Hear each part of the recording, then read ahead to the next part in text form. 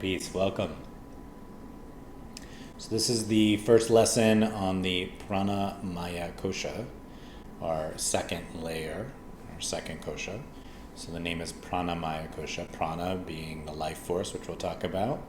Kosha, referring to that it's another layer or sheath. And the maya refers to, or is a reminder that our experiences that these koshas sometimes shield us from seeing our Atman or our true self.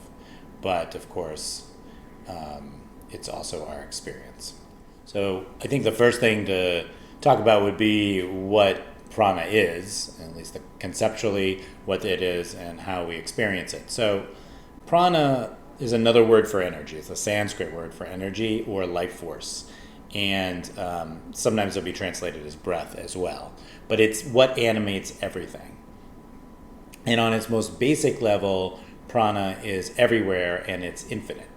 The concept is really important, this infinite part, because it points us to the fact that we can always recharge our prana, so to speak, and regain our life force or our energy. The other way to look at it would be we don't really need to recharge prana because it is always around, but we actually need to let it flow properly so everything works as intended. So that's the other way you could sort of think about it. There are some associations with this pranic body, Prana Maya Kosha, and usually, in yoga, especially in classes and in sort of the more kind of outer layer of yoga that everyone sees, prana is associated with breath, and it's because breath is one of the main ways we interact and take in prana. So every time we breathe, right, the prana is coming in and moving out naturally. Breath also moves prana within our body in various ways, and it causes a variety of effects. And this is really essential because prana animates our bodily functions and also animates the mind and thinking itself. So there is no mind, there is no thoughts, and there is no bodily functions without prana. It is an impossibility from this way of thinking. Now, the other thing you'll hear this body and concept sort of associated a lot with is emotions. And since prana animates the mind, it makes sense on that level. And also the pranic body is also a kind of gateway into the fourth kosha, the wisdom discernment body. So often when we have our pranic body balanced, we'll have more access to this Vijnanamaya kosha, which is that wisdom body. And when it's blocked from, not enough flow and clarity and balance in our pranic body, sometimes not being able to access the wisdom body causes more emotional reaction. So you have a couple things here, right? So you have the prana animating the mind and kind of, in some ways, controlling emotional responses. And then you also have prana the pranic body giving us access to the deeper koshas. And both of those will affect how we respond emotionally, which is kind of interesting. When you have people you're working with, you're going to think, well, prana animates bodily functions. Prana is responsible for all the things happening in the body, so I need to make sure that that's working well. And if you're working with somebody with strong emotional responses or mental issues, often working with the pranic body will be indicated. The way prana works is it moves in the body. You breathe in, and it moves through energy channels in the body called Nadis. And the Nadis are subtle channels that carry the prana to all our parts. And you'll see references to 108 Nadis and the 10,000 Nadis. And these are spiritually significant numbers, as you may know. And what they really are kind of pointing us to, in my point of view, is the idea that the nadis are infinite, just like prana, right? So prana can move anywhere. Prana animates us and goes through past our nervous system and blood vessels. So sometimes people will say, oh, the nadis are the nerves, or the nadis are the blood vessels, and the nadis. But really the way to think about it is, you breathe in and you take in prana, and prana animates us, right? And it kind of parallels the Western idea of maybe electromagnetic energy or something like that moving through the system, right? It doesn't move through these specified things like nerves that your body grows. It has more permeability than that. Now, in terms of these nadis, depending on, if you work with certain nadis in certain ways, right, you'll get specific results. And that's really why we use this language. So the most commonly talked about nadis are the Idila and Pingala and Sushumna. So the Idila and Pingala are the left and right of your spine, or often they're talked about as like swirling around your spine, starting on one side and then looping around and ending on another side, right up towards your nose. But the simplest way to think about it would probably be left and right, Idila and Pingala, and then your Sushumna, which is the central channel of your body. So you can think about it up your spine. You could also think about it more like sort of in front of your spine towards your heart. So it's actually in the middle of your body. These channels are fed by Kundalini energy, which you also might know about, which is said to be located sort of at the base of the spine. So you have this energy well, and then the energy moves up. And when these are balanced, especially Idila and Pingala, we are in a pranic place of well-being. And when one is highly dominant, we're usually in a place where we have pranic imbalance, which leads to physical and mental imbalance. And when things are going like really well, these two, the left and right channels, right, feed into the Sushumna, and that runs up the center of the body. And this can lead to spiritual insight and at times enlightenment. Most yoga therapy practices are concerned with balancing the left and right channel for well-being. And then you'll see esoteric practices, yoga practices, which are concerned with awakening the Kundalini and moving energy up the Sushumna. And it's important to understand how these are not the same thing. Like we wouldn't work right towards what a lot of yoga practice works towards, which is sending this energy up the central channel and sort of out the crown chakra and finding enlightenment as yoga therapists, right? It's our job to help our clients be well balanced and move towards achieving their goals.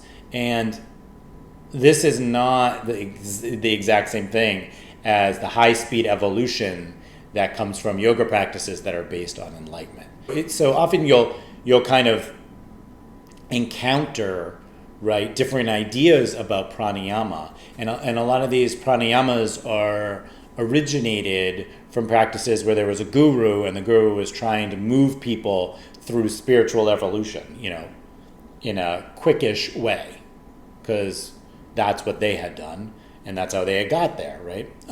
But this is not what we're doing as yoga therapists dealing with the public. If you have that knowledge, you would save that knowledge for students of yours who were interested in that particular thing. So you might even, maybe not, but you might even teach certain pranayamas right, in a class setting. I really wouldn't probably recommend anything too strong, but for sort of general evolution, and that would be different than someone coming to you with a problem. So I just want us all to be clear on that.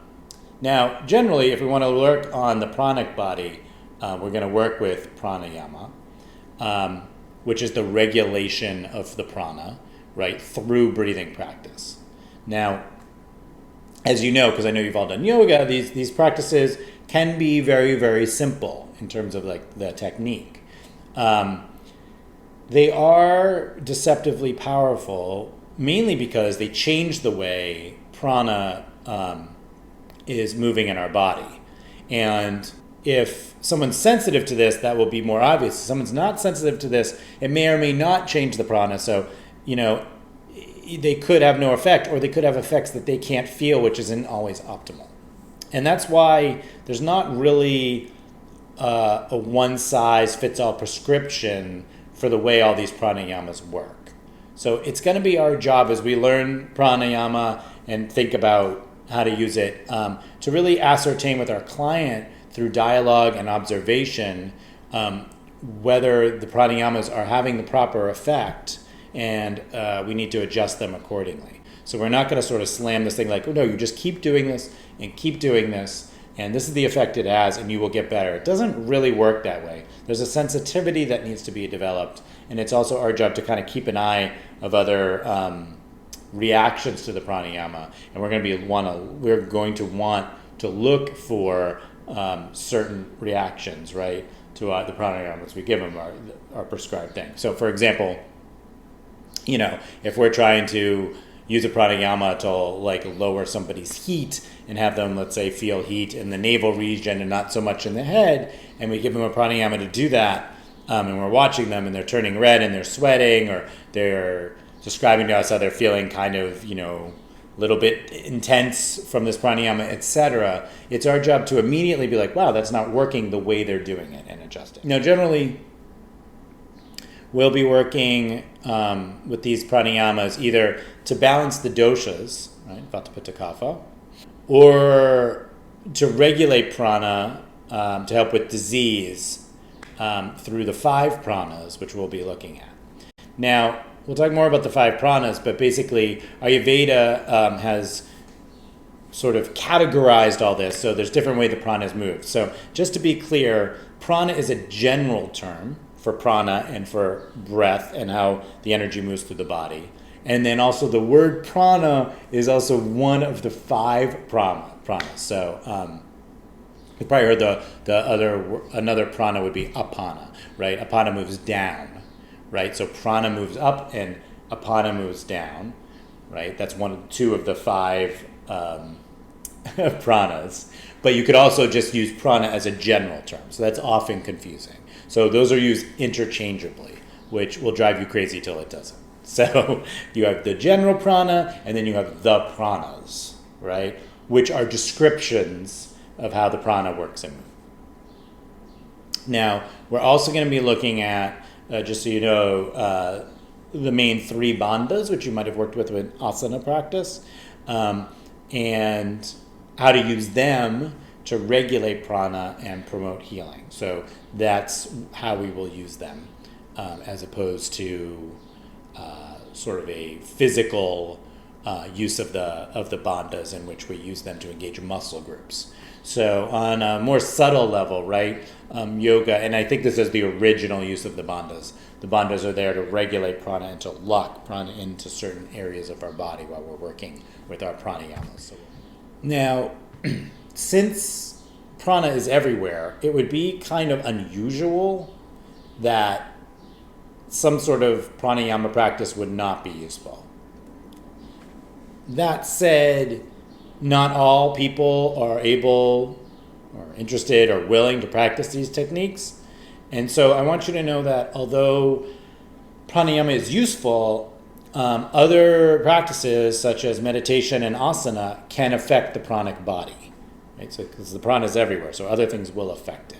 But usually, if we have the option, we will be going to the pranic body through breath control. But there's some sutras that kind of emphasize, that was kind of interesting, that you can get to it other ways, like asana. So you have Sutra 248. So that from that perfection of asana, yoga posture, duality, such as reacting to praise and criticism, ceases to be a disturbance. And when this is acquired, this yoga posture that leads to less duality, pranayama naturally follows. And pranayama in this case is defined as the cessation of movements of inspiration and expiration. So the breath naturally pauses as we align ourselves. So that's another possibility that you can use asana to naturally stop the breath, right, and the prana, right? Pranayama naturally follows. So in the Yoga Sutras, in chapter 2, which is our references to asana, right, this is one of the ways they're really thinking about asana, which is like another way to get to stillness. Which is key if you're really thinking about, of course, especially the previous section, we've been looking at, asana to strengthen muscle groups and to stretch muscle groups and how do we move people. But the other real beauty of asana, and for those of us who do a lot of asana, or I should say regular asana, right, know this, that you feel a lot more mentally still when you do it. because it naturally affects the way you breathe, and it naturally, therefore, if you're doing it properly, and then it naturally affects like the way prana moves through our body and helps us move towards stillness. So there are some styles of yoga that are mostly concerned with this and are using this as a way, asana, as a way to go all the way in, right, and still the prana and therefore still the mind, kind of work through the koshas, like through that one thing. I will say that in my opinion and experience, that only working with asana, right, is a much more difficult way to do this, especially in that you will not find, for most people, that they can get all the way there. So pranayama, for instance, moving down to the second kosha and using pranayama techniques, right, to influence the pranic kosha, is much more direct, much more elegant and economical in a way. So although we will use the physical techniques to affect the pranic body, and the body beneath it, the intellect and the wisdom body, right? You're also going to have in mind, right, that pranayama is a quicker way to go if that's what you're trying to do. I have had quite a bit of success educating and teaching people pranayama for a few things, mainly emotional imbalance, hormonal regulation, and generally like resetting the body's natural ability to regulate itself, like autoimmune disease.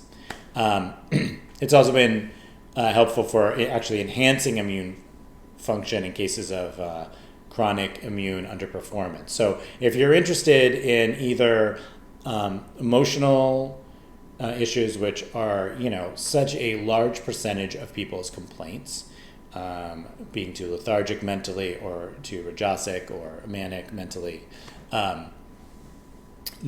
experiencing too much anxiety or depression, this body will always be a main player. And then the other thing you see a lot, there's just a lot of dysregulation, right? Whether it's hormonal or immune, which kind of makes you think possibly nervous system's involved. You're going to think, okay, pranic body, I should at least look at that and see what I can do in that area. You don't have to know a million pranayamas. So there are tons of ways to regulate the breath, and people have experimented with them in all sorts of different ways. But really, if you get a sort of foundation in the basic types of pranayamas and why you would use them in a therapeutic context, you're going to use the same few all the time and actually just modify them slightly depending on your client. So you'll see that more than having to go to a new special kind of pranayama. That's generally the way I was taught and the way I work in general, is that, it's more important to understand the purposes of things and how they work and then do slight adjustments than to have a million tricks up your sleeve. Sometimes having too many tricks up your sleeve is actually a little confusing and vata imbalancing for you as the practitioner, because your toolbox is actually a little too wide. Usually, if you're trying to balance the right and left side of the body, for instance, you can work with one or two pranayamas over the years and just keep varying the little subtleties, how long you hold the breath, how long you keep the breath out, things like that, as opposed to whole new pranayamas that you have to kind of interact with. But this was mainly to get ourselves sort of focused on, like, what is prana, what is the pranamaya kosha, why would we be working with it, and how would we be working with it. I hope you have an amazing day. Om Shanti, Om Peace.